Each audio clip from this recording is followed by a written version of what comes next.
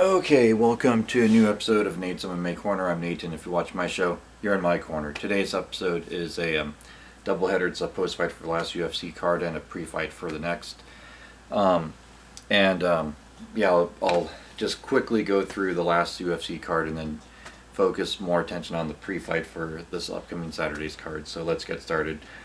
Okay, so last Saturday we had Jairzinho Rozenstruik versus Augusto Sakai main event fight night, and to kick off the main card we had a women's flyweight clash with Montana De La Rosa defeating Ariana Lipski TKO punches. Round 2, this was a fun fight. Then we had a middleweight clash with Gregory Rodriguez defeat Dusko Todorovic, and that was decision unanimous. Whatever, it was an okay fight. Then we had a welterweight clash with Santiago Ponzinibio versus Miguel Baeza. Decision unanimous win for Santiago. At first glance, I thought Santiago lost this fight, but then I looked at the stats, and it showed that Santiago won fair and square. Basically, outpointed him. Then in the middleweight division, we had Roman Dolidze versus Laureano Staropoli. Roman won decision unanimous.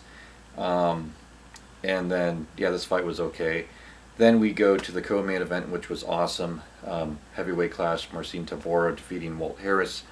TKO punches round 1. Then the main event heavyweight clash, Jairzinho Rozenstruik defeat Augusto Sakai. TKO punches round 1 with 1 second left. Great performance for Jairzinho, and he proved he's still relevant in the heavyweight division. Augusto Sakai is definitely no slouch.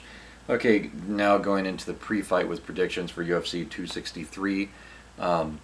Adesanya versus Vettori for the UFC middleweight title. To kick off the main card, in the light heavyweight division, we have Paul Craig versus Jamal Hill. And I'm going to go with Paul Craig here. I think the experience. Let me just double check their ages here. Yeah, let's see. Yeah, it's not like they're that different in age. And I just think the experience advantage is going to be there for Paul Craig. And I think Paul Craig is going to look to take this fight to the ground at some point. He has the way better jiu-jitsu credentials, and I think he knows he can win this fight by submission. So I'm going to say he wins second round submission over Jamal Hill. Paul Craig is a grappling virtuoso, but he can also deal with Jamal Hill's stand-up. Should be a good fight either way. But I'll give Jamal Hill a 40% chance of winning this fight, so it's a close fight. Then in the welterweight division, we have Damian Maia versus Belal Muhammad. Now, Belal Muhammad is still a top prospect. Yeah, I think he was losing that fight against Leon Edwards before the eye poke. Excuse me, but Damian Maia, is kind of towards the tail end of his career, and I think Damian Maia knows that he needs to take this fight to the ground and submit Belal Muhammad. But I think Belal Muhammad's takedown defense is so good. He's going to be sticking and moving and outpoint Damian Maia.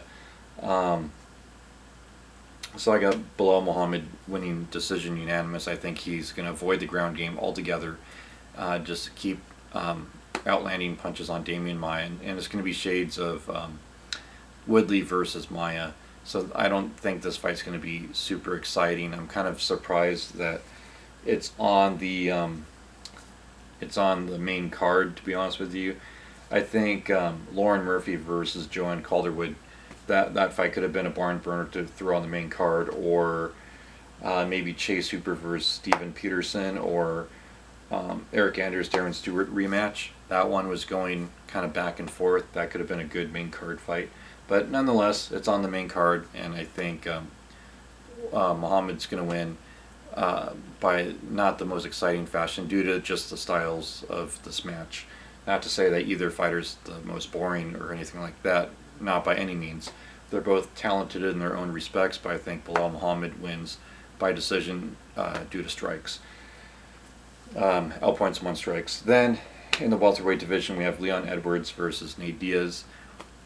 I think Leon Edwards going to have takedown defense enough to deal with Nate Diaz, and I think he's just going to outland and be a good technical striker against Nate Diaz. And Diaz is a good striker still, but he's more of a brawler type, and this is not going to go well for Diaz. I got Leon Edwards winning by decision, unanimous.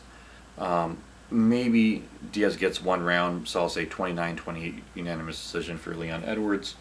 Then in the flyweight, in the co-main event for the UFC flyweight title, we have Diaz Figueiredo defending his title against Brandon Moreno in a rematch. His last one went to a draw due to the point deduction. I am going to go with Figueiredo here. I'm going to say second round knockout. I think, I think Moreno's a great fighter, but I think Figueiredo is, he's motivated to prove a point, and not saying Moreno's not, but I just think he's going to look back at the fight and go, okay, you know what, I can finish this guy, and he will. And so I got second round knockout. But yeah, I'll give Figueiredo a 60% chance of winning this fight, because I could see a scenario where it gets to the third round and he's a little bit fatigued and Moreno's starting to land takedowns, and then Moreno picks up the steam in the third and fourth round, and then maybe even the fifth round, or Moreno's not injured and maybe he finishes Figueiredo in the fifth round. So I could see that scenario, but I'll give a 60% chance Figueiredo wins by knockout in this fight, and I'll say second round, but we'll see.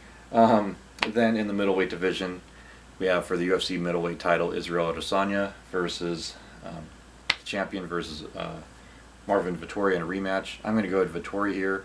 I think the takedowns are going to be there all day.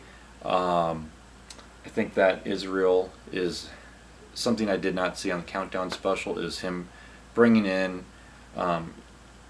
world champion wrestlers, top to bottom, constantly coming in his training camp, Olympic gold medals, whatever, into his training camp, just training wrestling hardcore, because Marvin Vettori has become a way better wrestler since the first fight, and he landed a couple takedowns in the third round of their first fight.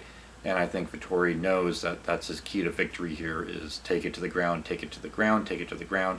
His wrestling's gotten better, and I don't think Israel's wrestling defense has gotten better since he got taken down a million gazillion times from Jan Blachowicz.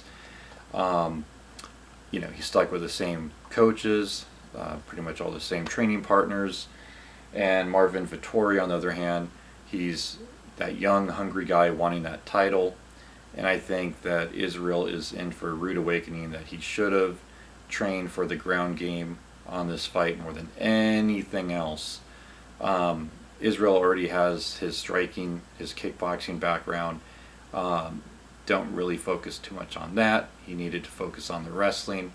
And I think Marvin, yeah, it's all about the ground game. He knows that's his key to victory. He knows it's there. He knows that's all he has to do is take it. And so I got Marvin Vettori winning unanimous decision due to takedowns.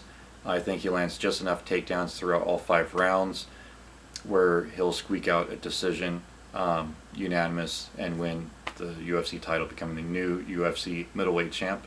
So there's my prediction. Stay tuned for my post-fight show. Until then, see ya.